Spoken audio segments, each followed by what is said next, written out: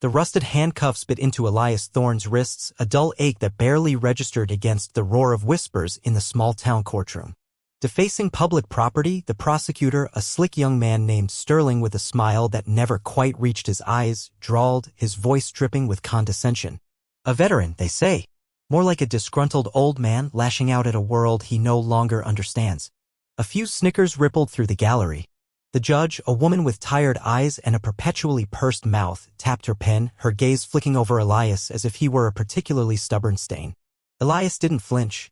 His gaze, distant and unwavering, was fixed on the faded American flag hanging crookedly behind the judge's bench. He'd seen worse rooms, felt tighter binds, endured far greater indignities. This was just another Tuesday. But what they couldn't see, what Sterling's polished shoes and the judge's gavel couldn't touch, was the silent, unyielding core of a man who had once held the fate of nations in his calloused hands. A man whose quiet vigilance had saved more lives than any monument could count. Elias Thorne was a ghost in the small town of Harmony Creek. He lived in a cabin tucked deep in the woods, a place where the only sounds were the wind through the pines and the occasional cry of a hawk. His days were simple: a cup of black coffee before dawn, a walk through the dewy forest, then hours spent meticulously tending a forgotten corner of Harmony Creek Historical Park. It wasn't much, an overgrown patch of land behind the town's Civil War memorial, a crumbling stone obelisk dedicated to local fallen. Elias had adopted it years ago, clearing weeds, planting wildflowers, and, most importantly, polishing the small, bronze compass rose embedded in the memorial's base. It was a crude replica, a local artisan's tribute, but to Elias it represented something profound, something only he understood. He was 78, his frame wiry, etched with the silent history of countless sunrises and a few too many close calls.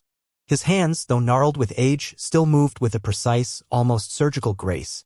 He spoke little, offered less. When folks tried to strike up conversation at the general store, he'd offer a curt nod, maybe a grunt, and retreat into the quiet solitude he'd cultivated since returning from Vietnam. They called it shell shock back then. Now it was PTSD, a convenient label for a man who simply preferred the company of trees to the clamor of small talk. His silence, however, was often misinterpreted. To some it was aloofness. To others it was suspicion. And to Sterling, the prosecutor, it was proof of a festering resentment. The incident itself was ludicrous. A late spring storm had torn through Harmony Creek, battering the old memorial. Elias, on his usual morning walk, had found the bronze compass rose dislodged, half buried in mud, on the verge of being washed into the creek. He carefully dug it out, intending to clean and resecure it. That's when Brenda Mae Higgins, a woman whose curtains were always twitching, had spotted him. She'd seen him pocket the stolen piece, called the sheriff, and spun a tale of a deranged old veteran vandalizing sacred ground. Elias had simply nodded when the deputies arrived, the compass rose still clutched in his hand, its dull gleam reflecting the morning sun. He hadn't resisted, hadn't explained. He just let them snap the cuffs on, his eyes holding that same distant, knowing calm. His public defender, a fresh-faced woman named Chloe Jenkins, barely out of law school, sat beside him now, her brow furrowed with frustration. "Mr. Thorne," she whispered, leaning in, "we could argue you were protecting it. We could say it was damaged, you were just trying to help. Why won't you say anything?" Elias simply stared ahead. Explain? The word felt alien. How could he explain something that was never meant to be known? How could he articulate the weight of a secret he'd carried for 5 decades, a secret tied to that very compass rose, albeit a far more dangerous, original version? The trial lumbered on. Brenda Mae, in a floral dress and a theatrical sniffle, recounted her trauma on the stand. He looked unhinged, she'd wailed, dabbing her eyes with a lace handkerchief. Like he was taking out his anger on our history. The gas station attendant who'd once seen Elias scowl at a faulty pump testified to his aggressive demeanor. Sterling paced, building his narrative. "This isn't about a simple misunderstanding, ladies and gentlemen," he boomed, gesturing dramatically at Elias. "This is about a man who believes his past entitles him to disregard the law, to desecrate our shared heritage. A man unmoored, perhaps, by his experiences, but that is no excuse for criminal behavior." He held up the bronze compass rose, now bagged as evidence. "He stole this. From a memorial. A symbol of our town's very soul." Elias watched the charade, a faint tremor running through his left hand, hidden beneath the table. He remembered the real North Star. Not a crude bronze replica, but a meticulously crafted navigational device, a cipher of impossible complexity, hidden deep within a forgotten temple in the Central Highlands. His team, Phoenix 6, had been tasked with its retrieval. A ghost mission. Untraceable. Unsanctioned. It was rumored to be the key to a vast network of enemy tunnels, a strategic linchpin that, if deciphered, could turn the tide of the war. They'd found it, all right. And they'd paid for it. 3 good men, gone in a flash of green tracers and the deafening roar of a booby trap. Elias, the last man standing, had carried it out, a heavy, cold weight against his chest, the jungle alive with the whispers of death. The North Star had been secured, its secrets unlocked, a major offensive thwarted. But the mission was so classified, so sensitive that it was buried. No commendations. No recognition. Just a quiet debriefing and a lifetime of silence. He'd returned to a country that wanted to forget, and he'd let it. He carried the weight of that silence and the ghosts of Phoenix 6 ever since. He glanced at the compass rose on the evidence table. Stolen, he was protecting it. Protecting its history, its meaning, even the cheap replica. It was a reflex, ingrained deeper than bone. The jury, a mix of Harmony Creek's finest, looked bored, confused, or mildly sympathetic, but mostly ready for lunch. Chloe, defeated, rested her case. Elias had refused to testify. Sterling delivered his closing remarks, a triumphant smirk now fully visible. He has offered no defense, no explanation. His silence speaks volumes. Just as the judge was about to give her instructions to the jury, the heavy oak doors at the back of the courtroom swung open with a soft thud. Every head turned. A hush fell over the room. Standing in the doorway was a man who commanded attention without uttering a word. He wasn't in uniform, but his tailored charcoal suit seemed to hold the precision of military dress. His hair was silver, his posture ramrod straight, and his eyes, though aged, held an unyielding sharpness that seemed to cut through the stale courtroom air. This was General Alistair Vance, retired National Security Advisor, a name that had echoed through the halls of power for decades. No sirens, no fanfare, just an undeniable presence. The judge's eyes widened, a flicker of genuine surprise replacing her usual weariness. Chloe Jenkins gasped. Sterling's smirk vanished, replaced by a pale, uncertain frown. Vance didn't hesitate. He walked directly toward the defense table, his gaze bypassing everyone else in the room until it locked onto Elias. Elias, for the first time all morning, slowly lifted his head. Their eyes met. No handshake, no salute. Just a silent, profound understanding that transcended words, a shared memory of darkness and purpose that only they could comprehend.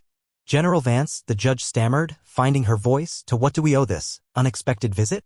Vance turned, his gaze sweeping over the courtroom, his voice low, resonant, and utterly unwavering.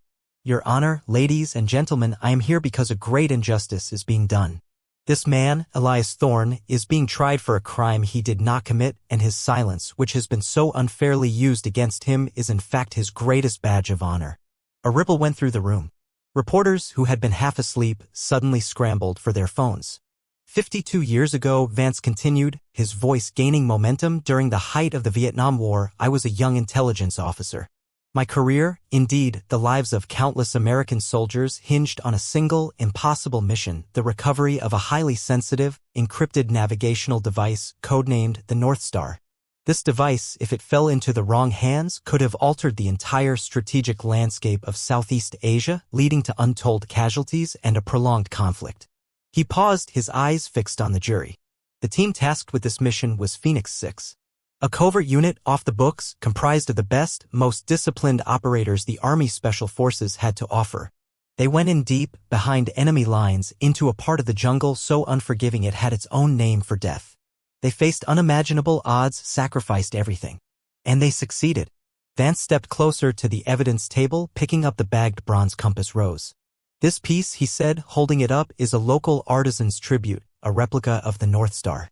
A beautiful, though humble, reminder of a mission that saved more lives than any public record will ever show. He looked directly at Elias.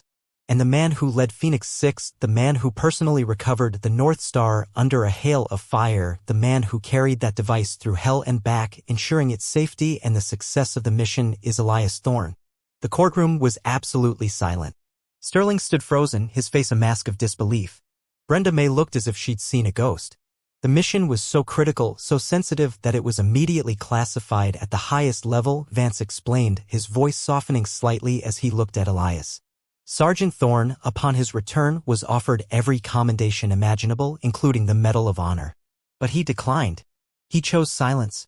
He chose to disappear, to carry the burden of that knowledge alone, rather than compromise the secrecy that kept countless others safe.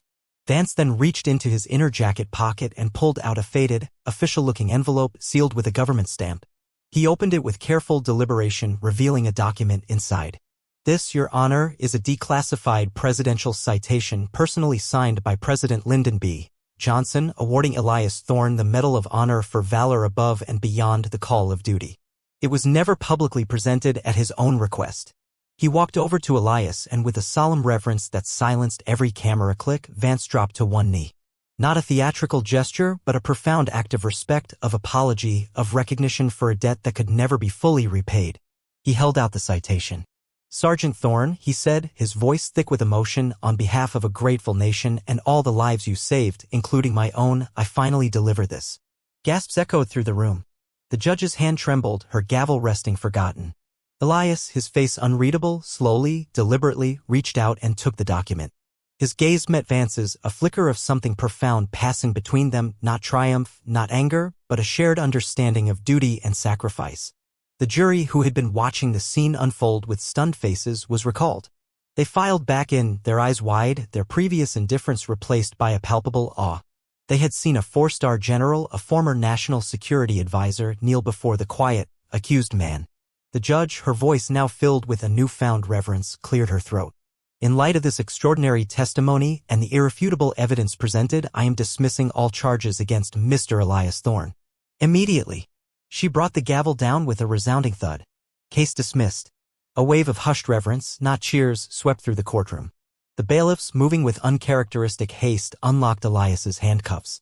He rubbed his wrists, then gently picked up the bronze compass rose from the evidence table. He turned to the jury, a slow, almost imperceptible nod of acknowledgement. Then, with the same quiet, steady gait he'd maintained for decades, he walked out of the courtroom, the citation clutched in one hand, the compass rose in the other.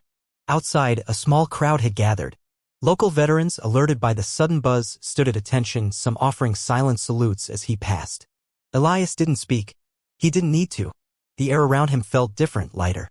For the first time in over 50 years, Elias Thorne looked truly free. Not just from the courtroom, but from the crushing burden of an untold story. He returned to his cabin, the Medal of Honor citation placed carefully on his simple wooden desk, the bronze compass rose now sitting prominently on his mantelpiece. The next morning, he still walked to Harmony Creek Historical Park. But this time, as he tended the wildflowers around the memorial, a few townsfolk waved, their faces holding a new respect. The town council, spurred by General Vance's quiet influence, quickly repaired the monument. And beneath the old obelisk, a new, small plaque appeared, almost hidden amongst Elias's carefully tended blooms. It simply read, "The North Star. Guarded by silence, honored by truth." Elias Thorne continued his quiet life, but the silence that surrounded him was no longer one of misunderstanding, but of profound, hard-won respect. He never asked for recognition, never sought applause. But sometimes, when the wind whispered through the pines and the morning sun glinted off the bronze compass rose, he knew that, finally, someone remembered what he had given without ever asking for anything in return.